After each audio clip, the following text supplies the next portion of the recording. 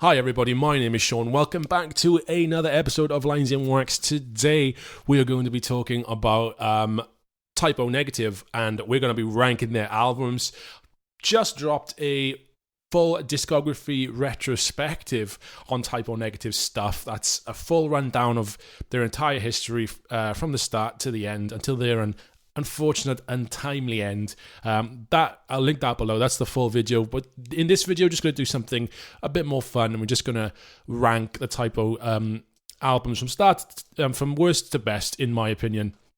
These ranking videos are something I've started doing as like companion pieces to the full in-depth discography retrospectives. They're a little bit quicker and just a little bit more fun, and there's a quicker way and another alternative way of just talking about these records one more time before I put the band to bed and move on to the next subject. I've probably got to start doing ranking videos for other bands and not just the ones I've done discography retrospectives on, because there's so many bands out there and I'm not going to get through. I'm not going to do a retrospective for every band in the world, especially even the bands I like. So, maybe I'll do more ranking videos just to post more often, because at the moment I'm posting every 3 months roughly, and it's a very slow upload schedule. But anyway, I digress. Let's get stuck into it. Let's rank Typo Negative's albums from worst to best. I do need to say, though, off the bat, unlike some of the other bands that I might have done discography rankings for, Typo Negative, in my eyes, haven't really ever done a bad album.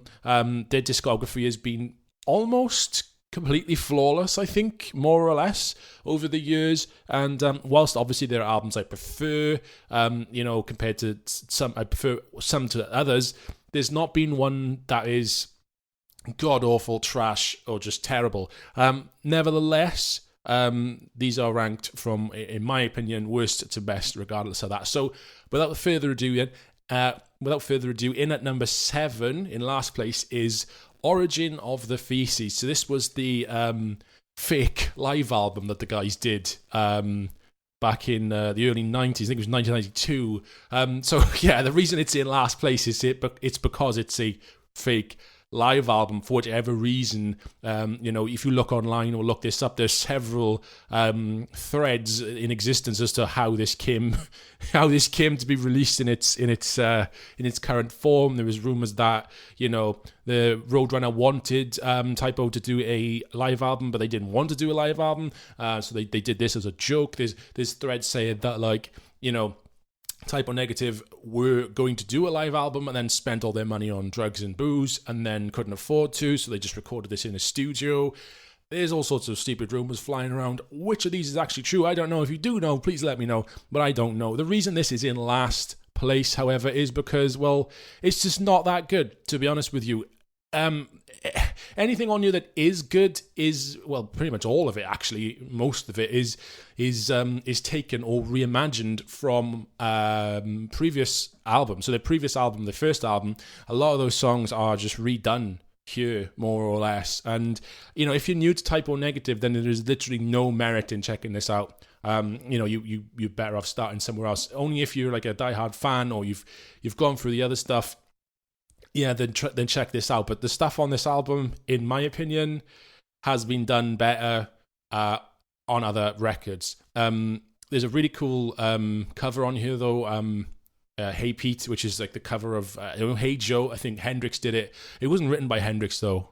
I don't think it was before Hendrix, but Hendrix did Hey Joe as well, and that's why I know it from. But yeah, it's not bad, but it's not amazing, and it's the only. I don't want to call it a blip. Or, it's not a blip, is it? It's not a misstep either. It's just an odd choice. But this is an odd band, and it's not something I ever choose to listen to. And again, on top of that, I'm one of the, like I said in the discography video, right, in the full length retrospective, I mentioned it there. I was one of those numpties that fell for this. I thought this was a real live album, so I avoided it for years. Because I'm not really into live albums. There's only a few bands that I really like live albums of, like Swans, for example, bands that change so much. Where it's worth analysing the live aspect of it. I don't tend to go for live albums other than that. Anyway, moving swiftly along, everything from this point onwards is like outstanding, so it's hard to rank them, but this is what we're doing. Number 6, I've got Life is Killing Me. Now, Life is Killing Me, I've put that in number 6 because, when you get to some of the older Type O Negative stuff, it is just flawless. The one thing I would criticize Life is Killing Me for not having, and Dead Again is also kind of in this boat, but Life is Killing Me more so, is it doesn't quite have the same atmosphere as stuff like Bloody Kisses, October Rust, that kind of stuff. Life is Killing Me is still great, and it's more doomy and more like, Sabbath worship in the riffing and stuff like that than, the more gothic stuff they did earlier on in the 90s. But Life is Killing Me in 2003, again, I'm not saying it's bad, it's a really good album. I love the songs on this more than the album as a whole. Now, I'm an album person. I like listening to albums from start to finish, and I don't really get that feeling with Life is Killing Me. I prefer individual tracks like Nettie. I like Goyle's, Life is Killing Me is one of my favourite. The title track is one of my favourite songs by the band in general, and of course I Don't Want to Be Me as well, stuff like that. But as far as like as a whole listen from start to finish, it's not something I find myself listening to quite often, and I listen to Type O Negative a lot. They're one of my favorite artists, so that's why this is so far down the list. But it's not a bad album at all. It's actually really, really good, and there's really good songs on it, so that's why this is down there. In number 5 then is World Coming Down. That is the band's, I think, 4th album, 5th if you count The Origin of the Feces. Whether it's canonical or not, because it's a live album or maybe not, is entirely up to you. World Coming Down saw a more mature, I don't want to say mature, but more serious approach. There was a more, there was a darker edge to this than it was the stuff that came before. Obviously, Bloody Kisses and October Rust are dark, and the original albums like Slow Deep and Hard obviously had its own darkness in a different way. There was more themes of revenge and betrayal and so forth. World Coming Down is more depressing, I think, like genuinely so, due to the themes of like substance abuse, addiction, mental health, and so on. This is probably obviously the Type O Negative humor is still there, but this is it's what am I trying to say? It's quite full on in its themes, and that's a good thing in some regards, because you get songs then like White Slavery, Everyone I Love Is Dead, Everything Dies, Pirate Blaze. These are just amazing songs. One thing I'm not a big fan of is the Day Tripper medley, the Beatles medley at the end. I'm not a Beatles fan, so that kind of went over my head. But it's pretty cool to see them doing that, and that cost Roadrunner Records a lot of money as well, getting the rights to those Beatles songs. So it's well worth mentioning that there. But yeah, I think Everything Dies is one of my favorite Type O Negative songs. I love that song. It's great. The video's a bit hammy, but the song is amazing. White Slavery as well, fantastic. So that's Will Coming Down, really good album. In number 4 is Dead Again. So this is like, to me, Life is Killing Me improved. So it's like the doomy heavy metal sound of Life is Killing Me, but with the atmosphere and the darkness of the earlier stuff. So again, like I said, Life is Killing Me is great, but it's got a weird kind of vibe to it compared to some of the others. So Dead Again brings everything full circle. It kind of reflects on all the different eras of Type O Negative. And I don't know if that's just something I'm seeing in my head, because obviously it's the final album, and I'm forcing that perspective onto it. Maybe I am, and maybe there's an element of that, and which, if there is an element of that, then I apologize. But Dead Again, it does just that, and on top of that, it's not afraid to get heavy again. It's not afraid to get into those intricate long songs. Like, my favorite song off this thing has to be The Prophet of Doom. And it's 10 minutes and 47 seconds. It doesn't feel 10 minutes and 47 seconds. It feels like every second of that song is earned, and it doesn't lose your attention. Like, there's a 15-minute song on this thing.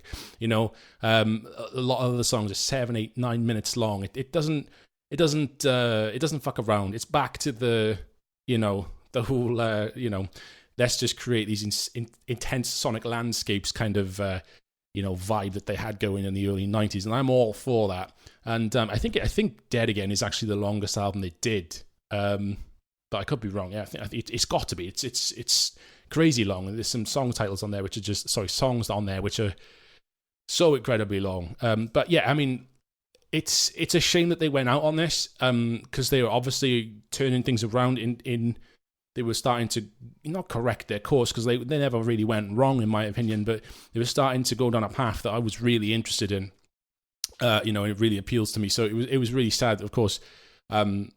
Multitude of sad reasons as to why someone passes on, but this was another one who's, I would love to have seen or heard rather what they would have come out with next after Dead Again. That would be that. I'm always going to be wondering what the next album was going to sound like, because this one is so good that, like, what is the next one? What's the trajectory? What's the next? Especially considering they were starting to gear up into recording, the new album after this, before, of course, Pete unfortunately passed away. But yeah, anyway, moving on then. In number 3 is Slow, Deep and Hard. Now this, I don't know, if you asked me on another day, I'd probably say this was my favourite. But it's more, this is the one that's got all the hardcore punk kind of sound to it. It's got that carnival thrashy sound to it. You can tell these guys are in Brooklyn, in New York, and that kind of surrounded by those bands, or far more into the hardcore scene side of things, stuff like that. You can feel it here. They say that I've read it somewhere on the internet that Slow, Deep and Hard is a mature carnival record and an immature Type O Negative record. It's like a transitional piece. And I can totally see that, but more in the style of songwriting rather than anything else. To call it immature would definitely do it a disservice, because I think some of the songs on here are some of the more unique compositions that I've heard, especially considering it dwells so much in doom metal and on stuff that is in on things that are in a slower pace, as it were. You know what I'm saying? So, this thing is just genius. There's some silly interludes on this. There's some silly fucking time-wasting interludes, like the one about silence. It's a really long name, and it's literally just silence. And then there's the other one, the Glass Walls of Limbo dance mix, which is 6 minutes of Gregorian chants or some shit. But those two aside, the songs are just massive suites of just how to do metal well. There's thrash, there's punk, there's doom, there's gothic keyboards, there's big choruses, huge choruses, fast, heavy verses. It's perfect. Unsuccessfully coping with the natural beauty of infidelity at 12 minutes and 39 seconds is one of my favorite songs of all time, in regards to, any artist, let alone just Type O Negative. I don't really like the bit where the woman's having an orgasm in the middle of the track on the Quietus just before Quietus Interruptus suite, the section of that song. There's a woman having an orgasm, and Pete's bass is also kind of mimicking those moans as well. It's an interesting piece of music, but if you're blasting this thing out really loud as I do quite often on my car stereo when I'm driving to work, it can be quite embarrassing. I have to turn it down a bit. People are looking at me like, what the fuck is he listening to? But yeah, other than that song is just amazing. Maybe some of the terminology hasn't aged well, but it was written and released in 1991, and Peter Steele was obviously hurt when he wrote this album, as you can probably tell. De Untermensch, Zero Tolerance, Prelude to Agony, and The Gravitational Constant. Those songs, to me, they don't all blur into one, but this is what I'm talking about in regards to listening to an album as a whole, from start to finish. This whole thing just flows. It is beautiful in that the whole thing just sticks together in such a package, and it's fucking amazing. This is good. This is really, really good. Like I said, you could put it as my favorite on other days. If you ask me on a different day, this would be number 1. But today is number 3. Number 2 is October Rust, easily the band's most successful album, or most, not successful, but most commercial sounding release, as it were. October Rust is when the band adopted the full goth kind of thing, more so than ever, and it kind of took over as the forefrontal element to the band's sound. The single version of Love You to Death led the way here, and Love You to Death is again a stunning piece of music. It reminds me almost, and dare I say this, of shoegaze. I'm not an expert on shoegaze. Like when it comes to like stuff like Slow Dive and My Bloody Valentine and stuff like that, I've never really been interested. But like, there's a bit towards the end of Love You to Death, right, where he's like saying, "Am I good enough for you?" Now, if you've ever heard this song, you'll know the bit I'm talking about. He's like, "Am I good enough for you?" And that bit, the way it's done with a really low kind of vocal, as in like low volume, not low as in like baritone, and the way the music is kind of the super distorted guitars are like slowly chugging over it, and then the synthesizers like soaring in the background. It reminds me of something almost like you'd expect to hear on an earlier Yeezu album, and it's nuts that it's literally here on this. It's the parallels are weird. But yeah, I mean, that is, of course, only one song on this thing. This to me is probably, if I speak to people about Type O Negative, this is the album that they know. This is the album that they like. Green Man, Be My Druidess, My Girlfriend's Girlfriend, Cinnamon Girl, Wolf Moon, like, and then you had the reissues which had the like the cover of Paranoid, not Paranoid, but you had the reissues or the bonus editions, special editions, which had the Black Sabbath cover on there, the Black Sabbath title track. And it's just such a great album. If you're gonna start with Type O Negative, if for some reason you're watching this and you've never heard Type O Negative before, October Rust, it'll be the album that you should start with, I think.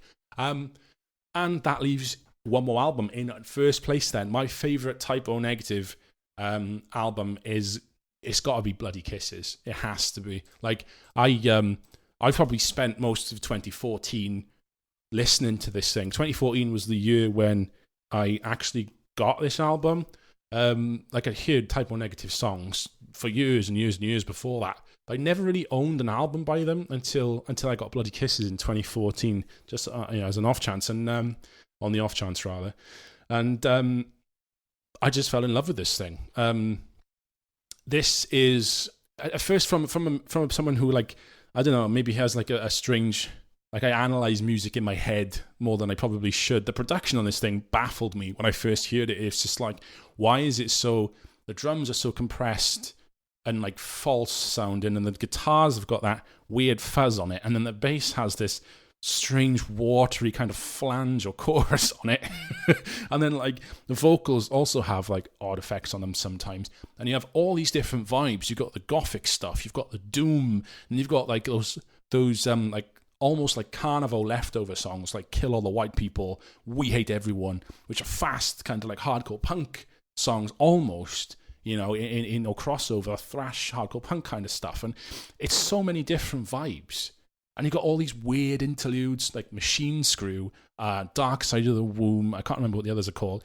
These tiny little like 30-second interlude tracks which are just bizarre, and they don't need to be there. They could be, and they were later removed on different reissues of this, but then they were brought back. But it's such a fucking weird little parcel. But it's also like, it feels like it's never ending, this album. If you listen to it from start to finish, it feels like it's never going to end. When you get to the title track, Bloody Kisses, A Death in the Family, which is like 10 minutes 55 seconds, you think like, God, is this thing ever going to end? But then you've got Too Late Frozen, Blood and Fire, and Can't Lose You all after that, and they all feel like the last track. They all feel like, it's another chapter of the last track, and then it does end, and you're like, oh, okay, that sucks. What am I going to do now? I'll just put it back on. I'll listen to the whole thing through all over again. Christian Woman. Amazing. How does that song run for 9 minutes? You're listening to Christian Woman, it does not feel like 9 minutes. Like, how the hell do they write a song so good that you're listening to it for 9 whole fucking minutes and it doesn't feel like 9 minutes? Same with Black Number One. The album version, not the single version, is 11 minutes long. Granted, it trails off towards the end, but it doesn't feel like you're spending that much time listening to those songs, because they're so good and they're such a pleasure to listen to that it doesn't feel like you're like you're spending that much time. Time is not wasted when it is spent listening to Typo Negative, folks. That's what I'm trying to tell you here. I want to do, like I said, a quick shout out to some of the later songs on the album. Too Late Frozen is a sleeper track. Definitely people sleep on that. Blood and Fire 2, really cool. And the last song, Can't Lose You, it has that same, like I said, that same shoegazy kind of vibe that I picked up on some of the stuff on October Rust. It has that kind of same melancholic, slow, unfurling kind of sound, and that is, that's really, really cool way to end the record. And yeah, that's it, guys. That is, guys and girls, and anyone who happens to be listening, that is the Typo Negative albums ranked. I've rambled a bit, as I always do. I always think, these ranking videos will be nice and quick, and then, before I know it, 20 minutes has passed on by. So yeah, but thank you for listening. Stay tuned, drop me a like, whatever, and keep an eye out for other videos. I'll be doing more rankings and more retrospectives soon. Cheers for watching. Rest in peace, Peter Steele. Thanks for all the crazy gothic tunes, man, and I'll catch all you again sometime soon. Take care.